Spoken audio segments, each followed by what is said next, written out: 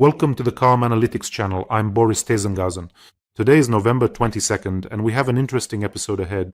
So in this episode, the GUR is burning Russian equipment in Crimea worth hundreds of millions of dollars. As always, on Saturdays we'll have a digest from the Crimean partisans. There will be a lot of interesting things. Russia is losing billions because of Trump's sanctions, and now Putin is talking about a strategic defeat. European intelligence agencies have busted a giant money laundering operation. It's connected to the Kremlin, and there's a major scandal in Russia. Kremlin bloggers are accusing the head of the general staff of lying to save his own position. And Ukrainians have found a way to break the Kinzhal hypersonic missiles. Trump is putting heavy pressure on Kyiv. Sign the plan by the end of next week, no changes allowed. What will come of this and more will be covered in today's episode, so if you're new to the channel, welcome and subscribe, so you don't miss the next episodes. So, the GUR is once again causing serious pain to the Russians in occupied Crimea. GUR units, the primaries, the ghosts, have burned serious and expensive equipment in Crimea. A Ka-27 shipborne helicopter, drones destroyed, the Lira A-10 airfield complex, Nebo-U radar, Nebo-SV radar in a dome structure, and the Terek radar. This is extremely serious equipment. I'll show you a video of how it happened in just a moment, but I also decided to calculate how many dollars worth was destroyed by GUR drones. The cost of the drones is incomparable to the value of the equipment that was destroyed. By the way, do you remember recently near the port of Novorossiysk how Ukrainian drones and missiles destroyed Russian S-400 Triumph air defense systems along with radar stations? Almost $1 billion worth of equipment was destroyed there. How much was it this time? Let's take a look. The Ka-27 helicopter, the export version, I checked, Russia sells it to India and Algeria. Well, on average, it's about $15 million. The Lira A-10 airfield radar complex is about $2 million. The Nebo-U radar station, according to Western sources, is valued between $10 and $20 million. Well, let's take a look. Let's take the average, $15 million, and the Nebo-SV radar in a dome structure, that is, the Nebo-SVU, according to the General Staff, is the newest Nebo, and the price is up to $100 million. And the P-18 Terek radar, for modernized versions, is about $5 million. So in total, the Russians lost about $137 million here. But you see, it's not just about the money. The thing is, they can't produce these quickly because of sanctions after all, and they need components. So this is very significant. It's a stroke of luck, first of all, and a very serious drone operation by the GUR. Let's take a look at how it happened. By the way, there's a surprise waiting for you in the video. There's a moment where a GUR drone dodges a missile from the Russian Panzer S-1 air defense system. Let's watch this video.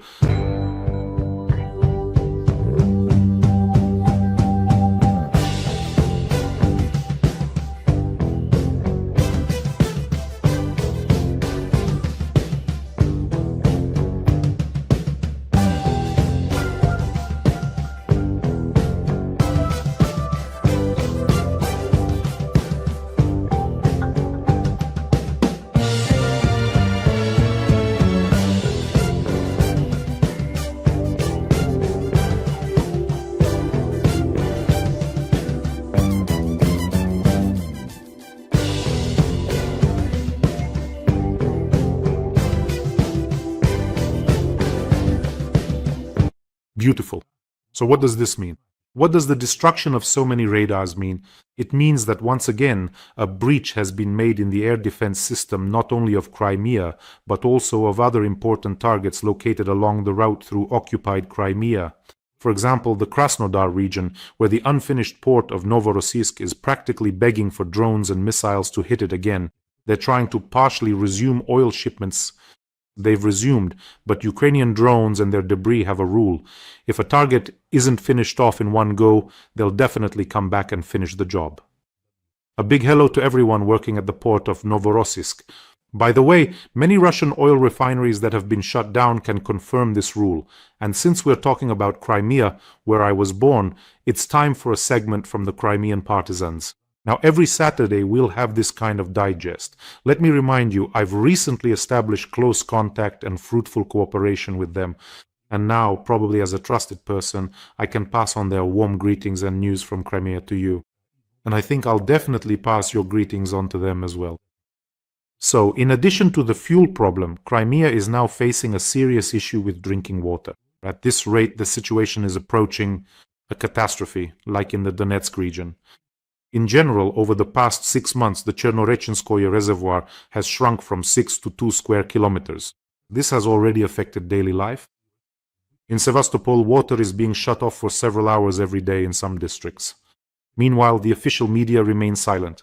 They say it's just a technical malfunction. We'll be turning off your water every day. A technical malfunction. In Donetsk, I remind you, it all started with a couple of hours of shutoffs too. Everything will be fixed soon, they said. It got to the point where in Donetsk, water is supplied only once every few days. As a result, the city has simply turned into a stinking dump. As they say, those who invited him can thank Putin for our happy future. But I think there are fewer and fewer of them now. I was born in Sevastopol, and I hope that the time will come when I can visit my hometown again. But what the Russian authorities are doing to Crimea now is a pain all its own. In general, I mean the Putin regime, whatever they touch, they turn into some kind of foul-smelling sludge, some kind of absolutely unviable filth. Not only did they pollute the Crimean coast with fuel oil because of accidents involving Russian tankers, people still write to me that fuel oil keeps washing up there. It's one thing when it's on sandy beaches, you can somehow clean it up. But when it's on rocky cliffside beaches, you can't scrub that fuel oil off the stones. In general, they've overbuilt and polluted the coast with high rises, militarized the southern coast of Crimea, closed off access to a number of beaches on the south coast, and not just there, by the way. Russian officials arrived. Why did they close access to the beaches? Russian officials, businessmen, some FSB agents, security forces, they grabbed the most attractive pieces of land for themselves and decided that, well, no one should walk through their territory. Before, you could basically walk along the south coast, go from one beach to another. There were some closed off areas like the Zarya facility and so on, but now there are many more of them. Everything is private property. Balaklava was completely handed over for development to Putin's friends.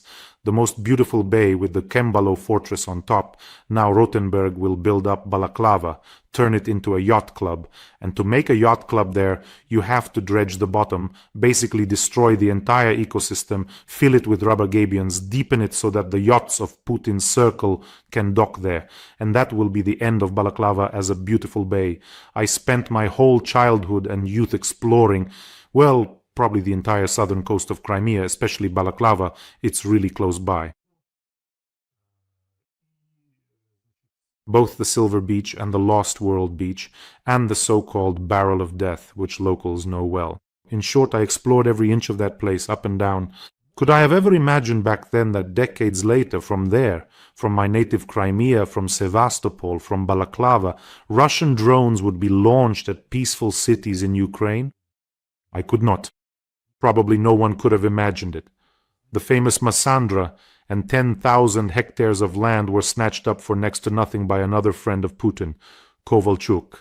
And there's also Livadia and Yalta, the Foros Sanatorium and the Foros Park. Anyone who remembers Crimea before the occupation could walk back and forth through the beautiful Foros Park. It was seized by Putin's friends earlier, but now this park is partially closed. We're talking about Fiolant. It's been built up with elite villas for FSB officers, the National Guard, and structures close to the Kremlin. Certain areas there on Cape Fiolant are now completely closed off. Well, ordinary people have no business going where the FSB officers are. There are huge fences everywhere. I have some very interesting childhood memories connected to Cape Fiolant. Those were the wild 90s. My school friend and I decided to start a business. Since we were both in a swimming sports school, we were good at swimming and diving, so we thought, why not? There at Cape Fiolant, there are, well, at least there used to be, maybe not anymore, spots where you could collect rapana from the seabed. Rapana are these shells with a mollusk inside, and if you pull out the meat and cook it right, it turns out really, really tasty. So my friend and I, since we swam all over the place there, found spots, whole fields, where you could dive. And since we could dive deeper, we could collect them right off the sand, and in just a few minutes we could fill a whole net bag. And we really did use an actual net bag, one of those mesh ones. We attached a buoy at the top, tied a rope to it, and the net was at the bottom. We took turns diving, tossing the rapana into the net, and then together we dragged the whole thing back to shore. On the shore we had a little pot hidden away, not really a pot, more like a small cauldron, but probably just a pot. We used that pot to boil the rapana, because you can't get them out of the shell raw. You boil the rapana, and then you carefully pull out the meat, clean it, and put it into a jar. And then we would take that jar to different places. Well, it was the wild 90s back then.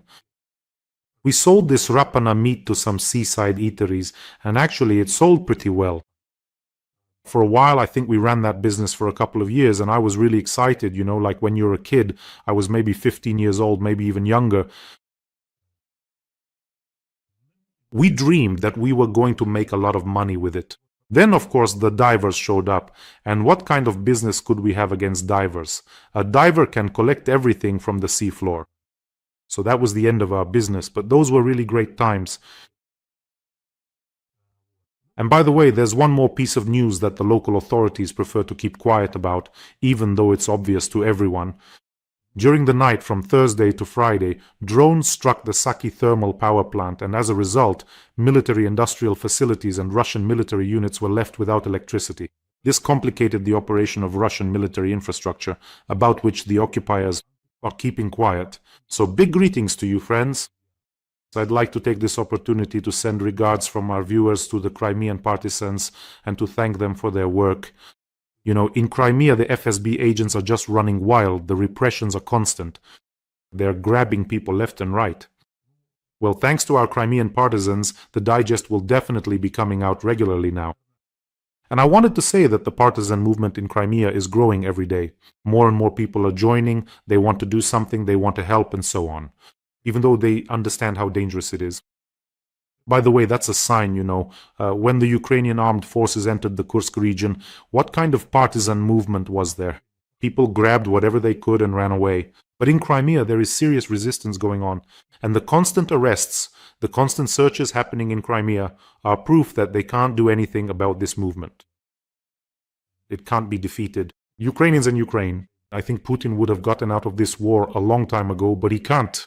Well, maybe now someone will help him. And if any of the collaborators, by the way, think that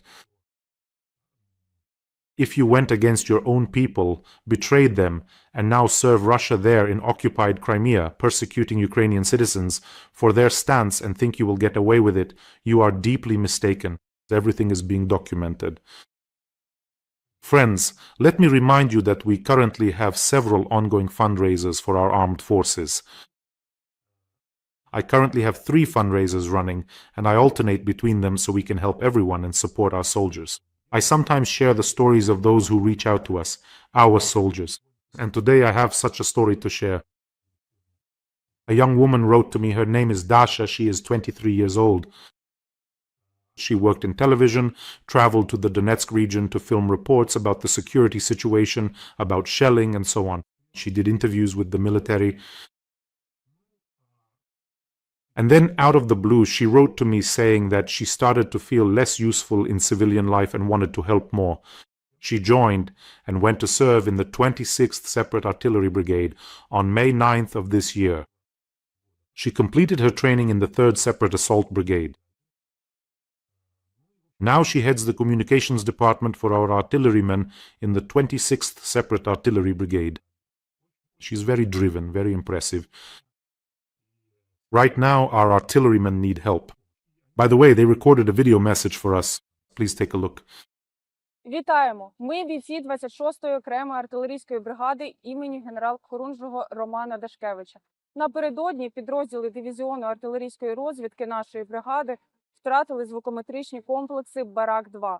Для нас це не просто техніка. «Барак-2» виявляє роботу великокаліберного кулемета на відстані до 12 кілометрів, а мінометів і артилерії до 30. Це дає можливість точно відстежити вогневі позиції противника, швидко реагувати і, найголовніше, рятувати життя наших побратимів. Без цих звукометричних комплексів наша розвідка втрачає критичну перевагу над ворогом. Ми просимо вашої допомоги, щоб якнайшвидше придбати нові Барак-2 і повернути нашим воїнам інструмент, який рятує життя і підвищує ефективність оборони. Кожен донат – це вклад у безпеку на передовій і в життя ваших чоловіків, синів, дружин, які стоять на захисті нашої країни. Дякуємо за вашу підтримку і небайдужість. Разом ми сильніші. Слава Україні! Героям слава! Every voice matters. Join our community, support independent journalism and help us bring you the truth from Ukraine. Become a member of Ukraine today. Join us now. For our soldiers, and this Barak 2 acoustic detection system is now very much needed by the artillerymen. They are fighting in the Pokrovsky direction, and this is one of the hottest spots right now. So I'm asking you very much to help, and remember that together we are a great force. The link to the fundraiser is in the description of this video.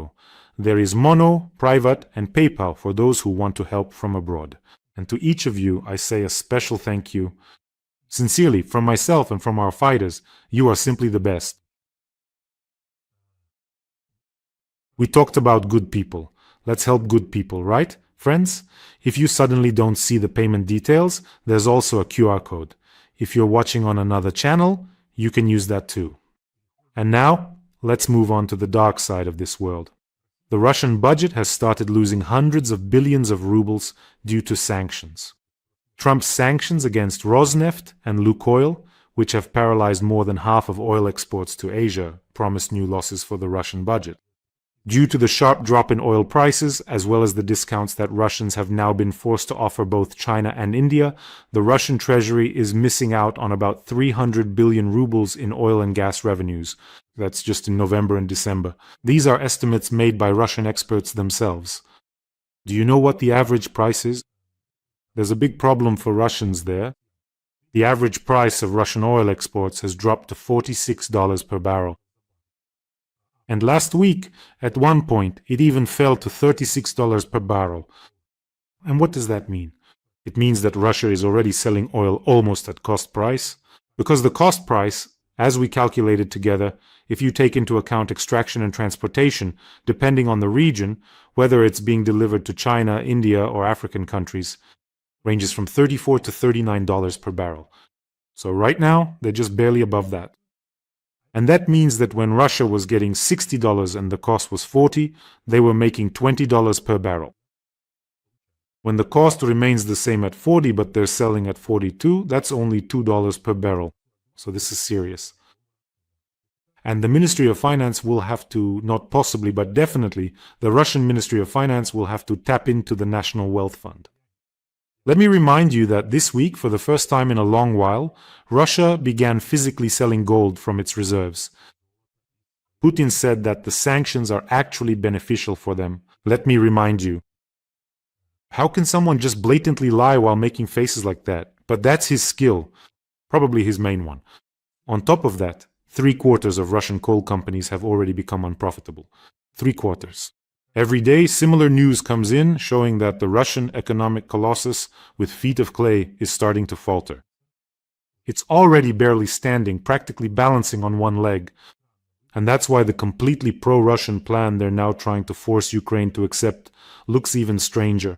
Soon Putin will be crawling on his knees and tugging at Xi Jinping's and Modi's pant legs, begging them to buy oil, just a bit more, and he'll be crawling on his belly. So why do they want to give him such gifts in the United States?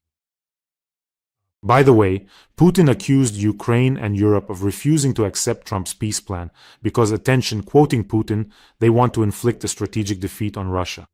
As always, the bold muskrat showed up in one of his identical offices. He has 3 of them, all the same, and started telling everyone how Russia cannot be defeated, how it's impossible to inflict a strategic defeat on it.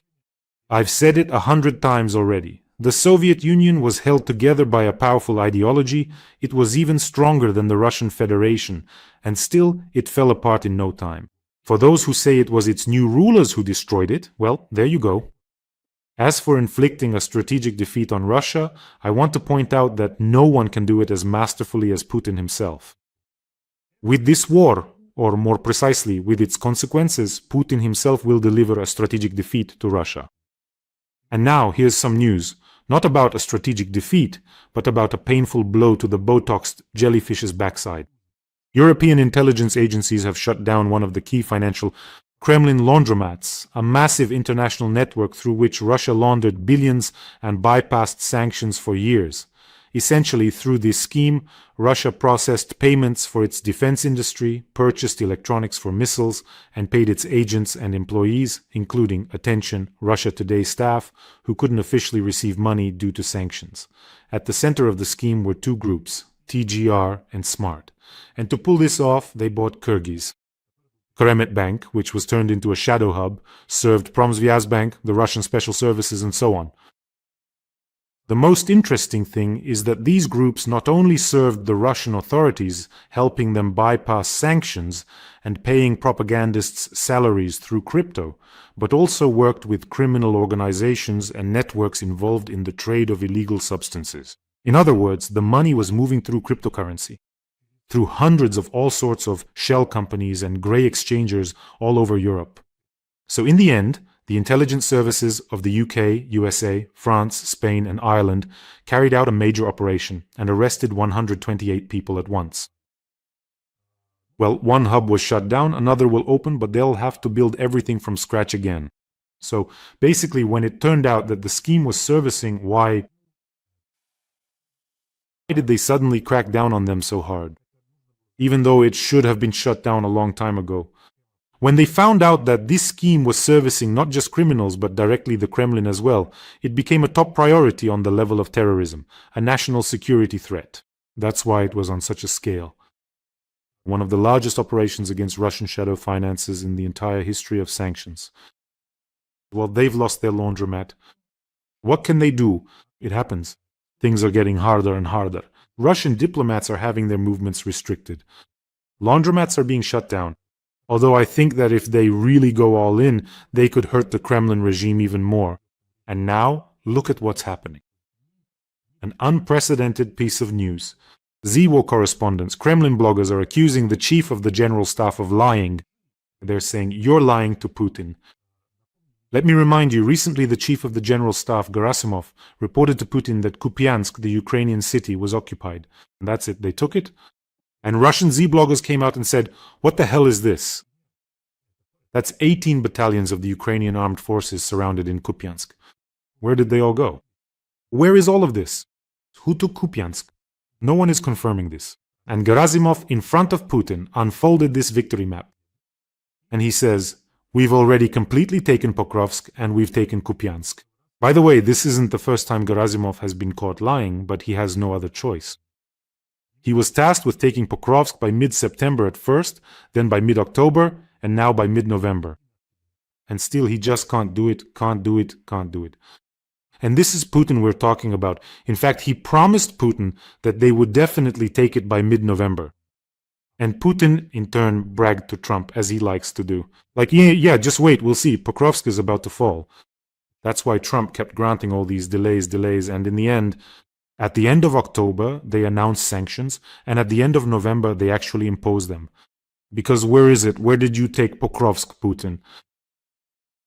So, when Trump realized that neither in September, nor in October, nor after 100 days, nor after 50 days, there was no successful autumn offensive, what's happening now doesn't count as a successful offensive. That's when he said that Putin is a paper tiger, and it's all unclear anyway. Where exactly the Russian troops are advancing. So Gerasimov is once again capturing cities on paper, but he's doing it out of fear. As for Putin, he's out of touch with reality. His mind's been gone for a while now, and you can just tell him anything on paper. Like, look, we've taken it. Putin, you don't use the internet, and you shouldn't. Don't look at the internet. Here, I'll draw it for you. We've taken Kupiansk, that's it. Here's a piece of paper for you. And Putin walks around happy, telling everyone, we've taken Kupiansk. By the way, friends, don't forget to subscribe to this channel. Here, we expose lies and Russian propaganda. There's also a side effect from watching episodes of Calm Analytics. Your hair becomes soft and silky after watching, so make sure to subscribe. Every time I see a European politician, well, not counting Orban or Fico, since their dependence is obvious, whenever a European politician plans to visit Russia, or for example denies the aggression of the Russian Federation, or just turns a blind eye, I realize there are two possibilities here. Either that politician has completely lost their mind, or they've received a generous reward from the Kremlin. Recently, 3 members of the Alternative for Germany party went to Sochi. Russian propagandists turned this visit into a whole event. Like, look, we're not monsters at all. European politicians from Germany and so on are coming to visit us and so on and so forth.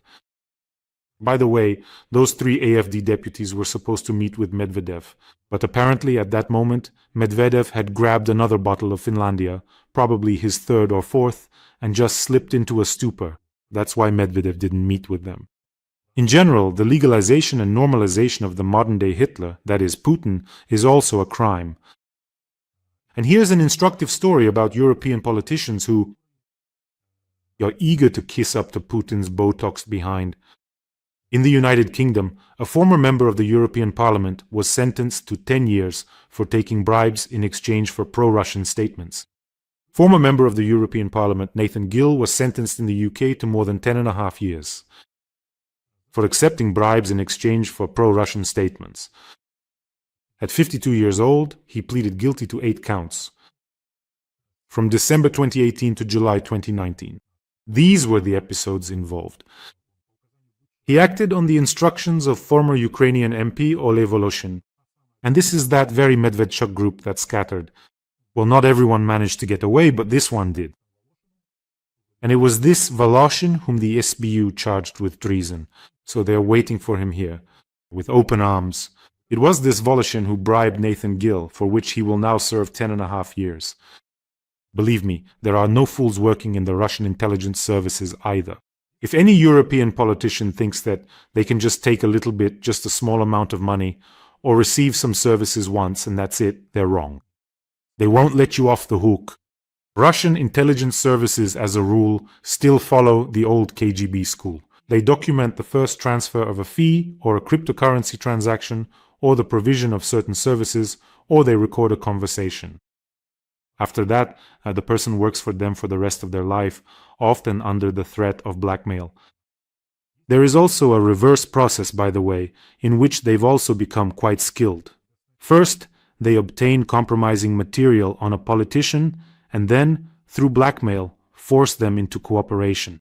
That happens too, and they have as many variations of this as you can imagine. And then there are completely unscrupulous, greedy people who would do anything for a Russian ruble, even sell their own family or anyone else. They simply don't care at all. Praising Putin, Hitler, Bin Laden, Charles Manson, Chikatilo, whoever you can think of, it doesn't matter to them. The main thing is that they get paid. Right now, I'm talking about those who have sold out to Putin. Elon Musk's father, Steven Seagal, Oliver Stone, whose son works at Russia Today. Fortunately, there aren't that many of them. There are far more people who support Ukraine. So, as they say, I won't get tired of repeating. As my American colleagues tell me, you have far more friends in the US than you think. Well, that's the news. And the American delegation, as a little extra, wanted something else. All these points have already been thoroughly discussed. But there's an interesting nuance here. The American delegation, led by Army Secretary Driscoll, held a meeting with European officials. And Driscoll stated the following there, that Ukraine is in a very bad position. What is being proposed is the best that Ukraine can hope for. And he noted that the US is not negotiating the details of the plan. Europe will only participate in discussing security guarantees during future talks. And then there's Trump. He stated that Zelensky will have to approve the American peace plan. If he doesn't like it, he can keep fighting. And this phrase just floored me. I think Ukraine should hurry up and make a decision on the peace plan, said Donald Trump. This winter will be cold. But the way it sounds is just creepy. Hurry up, or this winter will be cold, otherwise you'll... And you know who used to scare us in Europe? Who used to say the winter would be cold, even made videos about it. Remember Gazprom? The very same one that's now gone bankrupt? I just remembered that situation now. Gazprom was puffing itself up. The winter will be cold, you'll all die there, you'll all freeze. And now Gazprom is bankrupt. Putin is asking, please put pressure on Ukraine so that this plan gets approved. By the way, winters in Russia are even colder, just a reminder. And it's not for nothing that I mentioned at the beginning that Ukrainian drones are hitting substations. But that's not even the main point. Just trying to scare, maybe it was meant as a joke, I don't know, trying to scare those who were attacked, who are fighting heroically. Like, come on, let's agree the winter will be cold. This is addressed to civilians after all. You see? The winter will be cold. Hasn't Ukraine already shown enough that it's not afraid of a cold winter or of being without electricity? Do you remember that? No electricity, but without you, when the Russians... Now everything will go dark. Surrender. No electricity, but without you. And really, I want to ask, what kind of country is Ukraine that in order to give Putin a chance to get at least some kind of prize out of this war, even the US has to put pressure on us? What kind of country is this? This is the kind of country Ukraine is. What kind of people are Ukrainians? Friends, take care of yourselves, take care of your loved ones, and subscribe to this channel. And let's support those very same steel Ukrainians, the artillerymen. Yes, everyone who defends Ukraine, everyone who helps the front, everyone who is not afraid. Let's support our artillerymen. The link to donate is in the description of this video. Wishing us all a peaceful day and glory to Ukraine.